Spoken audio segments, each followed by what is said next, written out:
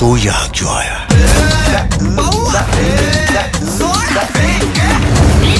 मारेंगे।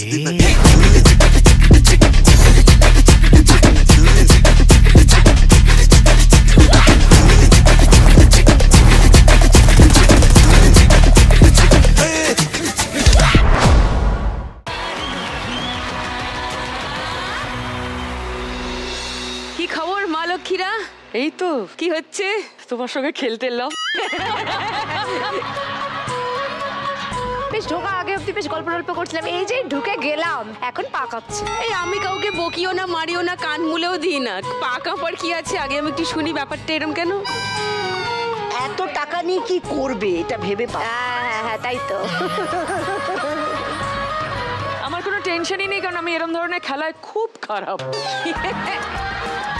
আগে যেখানে যেখানে এরকম ধরনের খেলায় পার্টিসিপেট করেছি, বিশেষ আমি কিছুই করতে পারিনি, সুতরাং আমার কোনো টেনশন নেই।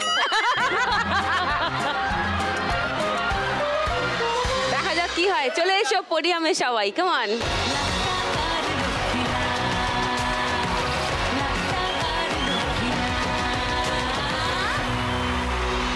দেবযানীর কাছে শুনি একটু কি হচ্ছে। House life? Life is good. কি ঘটছে মানে টেলিভিশনটা তো করছি না, টেলিভিশন করছি না মানে ডেইলি সোপ করছি। আচ্ছা। আর এই ছবি আর সিরিজে কাজ করার ইচ্ছে আছে, দুটো ছবি করেছি, সেটা এবছর হয়তো রিলিজ হওয়ার কথা, দেখা যাক।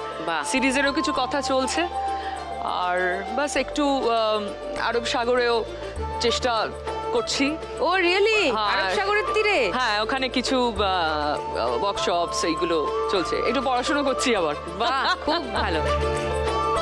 কেউ অভিনয় নিয়ে পড়াশোনা করছে শুনে আমি ডাবলি এক্সাইটেড হয়ে যাই। খুব ভালোবাসি আমি। Good, very good. ছেলে কেমন আছে? ছেলে ভালো আছে। ছেলে তো এখন হিরো। হ্যাঁ হিরো মানে, হ্যাঁ মানে একটা ছবিতে হিরো হয়েছিল না? হ্যাঁ, আর একটা ছবি রিলিজ করবে এই পুজোতে, আরো দু একটার এবছরই লাইন আপে আছে। বাহ বাহ। তো দেখা যাক, সেও এখন একটা হিরো হিরো ভাব আর কি। হিরো হিরো ভাব। না, আমরা ছোটবেলা থেকে দেখতাম না, হিরোইনের মা শুটিং এ আসছেন, হিরোর মা শুটিং এ আসছেন। তো দেবযানী এখন শুধু হিরোইন না, এখন হিরোর মা।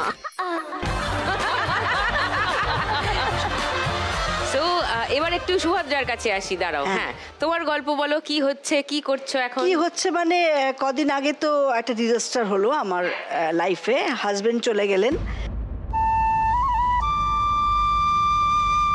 রাত্রে একসাথে খেলাম, গল্প করলাম, ঘুমোতে গেলাম। আমিই বললাম অনেক রাত হয়েছে, ঘুমোতে যাও। তখন যদি জানতাম যে সকালে উঠবে না, তাহলে বলতাম না। তো উঠলো না।